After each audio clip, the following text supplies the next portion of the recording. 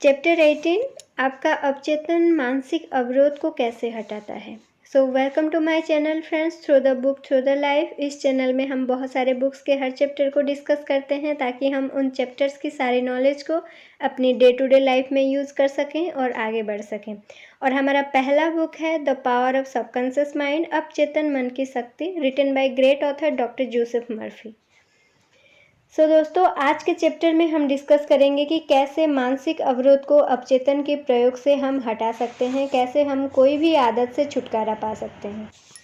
देखिए, हर सवाल का जवाब सवाल के अंदर ही होती है और हमारा सबकॉन्शियस सब जानता है। हम अगर उसको सुने और उसके बताए गए मार्ग पर चलें तो हमें हमारा हर समस्या का समाधान ज़रूर मिलेगा। हर प्राणी अपने आदत के हिसाब से चलती है, ये सबको पता है। और आदत कैसे बनती है, जैसे साइकिल चलाना या फिर तैरना एट्सेट्रा। कितने दिन हम उसको कॉन्शियसली प्रैक्टिस करने के बाद वो सबकॉन्शियस में उसकी छाप बन जाती है और वो एक आदत बन जाती है। इसका क्या मतलब है दोस्तों, कि हम कॉन्शियसली अपने लिए आदतों को चुन सकते हैं। सो प्लीज़ आप अपने लिए अच्छे आदतें चुनिए।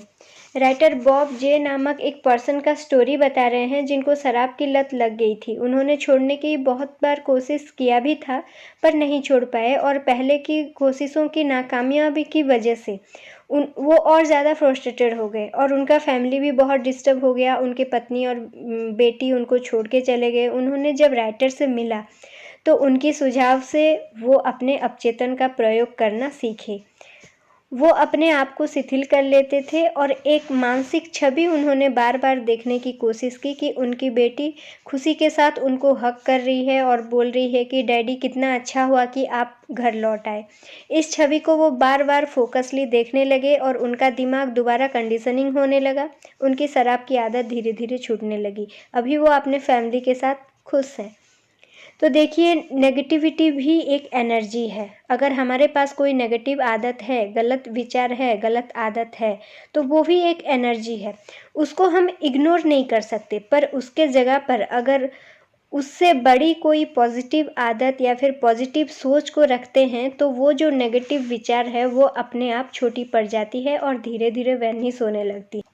और एक स्टोरी यहाँ राइटर समझा रहे हैं रुथ बी नामक एक व्यक्ति का, जो बोलते थे कि बदकिस्मती मेरा पीछा ही नहीं छोड़ रही है।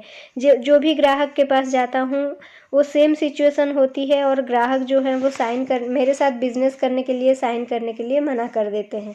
एक्चुअली ये ख्याल उनके ही दिमाग में बैठ गई थी, इसलिए बार बार ऐसे सिचुएशन आते थे। राइटर के सुझाव के बाद उन्होंने प्रार्थना की टेक्निक अपनाया और अपने दिमाग को बदला और धीरे धीरे उनके ग्राहक भी उनके साथ बिजनेस करने के लिए साइन करने लगे। हम जो भी चाहते हैं पा सकते हैं, लेकिन इम्पोर्टेंट बात और सबसे पहली बात ये है कि हम उसको कितना चाहते हैं। सुकरात ने एक युवक की सर को पानी में डुबो दिया। उन्होंने तब तक उसको डुबाया जब तक वो छटपटाने ना लगा, फिर उनको वो छोड़ दिया। सुकरात यहाँ ऐसे बोलना चाहते हैं कि जब उस लड़के का सिर पानी के था, उसको कितनी चाहत होगी बाहर निकलने की और बाहर की हवा की। तो हमारी चाहत उस कदर, उस हद तक होनी चाहिए। इस तरह जब हम किसी बाधा को पार करने के लिए प्रबल और गहन और सच्ची इच्छा रखते हैं, हम एक निश्चित निर्णय पर ज़रूर पहुंच जाते हैं और हमें ये लगता ही है, विश्वास होता है कि कोई रास्ता ज़रूर है और हम उसी विश्वास से फैसला करते हैं कि यही वो रास्ता है जिस पे हमें चलना चाहिए। उसके बाद हमारी सक्सेस गारंटेड हो जाती है। जब हम सारी सच्चाई को जानते हैं, अपने शक्तियों के बारे में जानते हैं और जब हमें ये पता चलता है कि हमारे पास इनफ पावर है, हम खुद में ही एबंडेंस है, तो शांति अपने आप हमारी तरफ खींची चली आती है। विचारों को जब हम अपने लक्ष्य से जोड़ते हैं और जो भी नहीं चाहते उससे ध्यान हटा लेते हैं, जो हम चाहते हैं उसके ऊपर फोकस करते हैं, तो वो चीज़ हमारे पास जल्दी से खींची चली आती है। इसका मतलब है हमको सबसे पहले जो नहीं चाहिए उससे अपना ध्यान हटा लेना है और उसके बाद शांत और शिथिल अवस्था में शांति की महसूस करते हुए हमको जो चाहिए उस पर फोकस करना है। और एक बहुत ही महत्वपूर्ण बात यहाँ पर राइटर बोल रहे हैं कि कई बार ऐसा होता है कि हम अपनी नेगेटिविटी को एक्सेप्ट ही नहीं करते।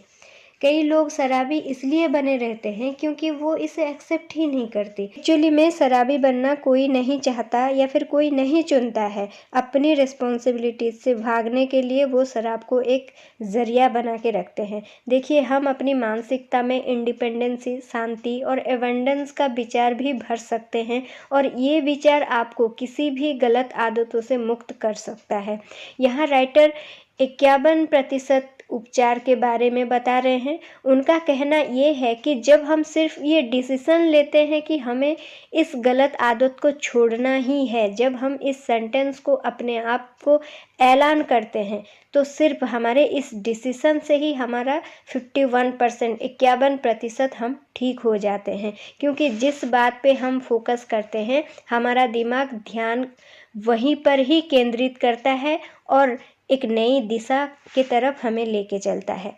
गलत आदत को छोड़ने में थोड़ा कष्ट हो सकती है, पर उस कष्ट से एक अच्छी चीज उत्पन्न होती है। जब हम ये महसूस करते हैं कि हमारा अवचेतन हमारा साथ दे रही है, हम स्वतंत्र हो रहे हैं, तो हमारी जिस सबकॉन्शियस हमें शराब की बोतल तक ले गई थी, वही हमें मानसिक शांति तक ले जाती है। इसको सब्स्टिट्यूशन का नियम बोला जाता है।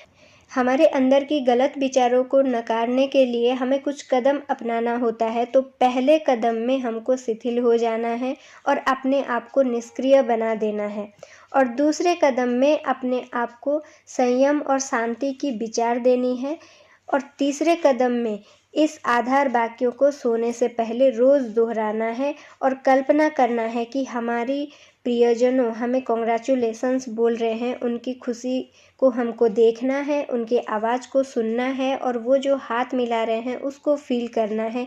इन सारी छवियों को अपने सबकॉन्शियस में डालना। और जब भी हमें डर लगे या डाउट आए या कुछ भी ऐसा हो, तो हमें अपने लक्ष्यों को दोहराते रहना है, और इन सारे स्टेप्स से हम कोई भी गलत आदत को छोड़ सकते हैं। तो दोस्तों, प्लीज़ बुक के थ्रू जाइए और ये जो सारे लिंक्स हैं आप अपने दोस्तों में और अपने रिलेटिव्स में इसको शेयर कीजिए। हम अपने बहुत समय सोशल मीडिया पर और इधर उधर वेस्ट ही करते हैं, तो अपने समय को बिल्कुल वेस्ट मत कीजिए, इसका सही उपयोग कीजिए और इस बुक में बताए गए सारे टेक्निक्स को अपनी ज़िंदगी में यूज़ कीजिए, ताकि हम एक बेहतर से बेहतर लाइफ लीड कर सकें। Wish you all a happy and successful and prosperous life because we deserve it. Thank you.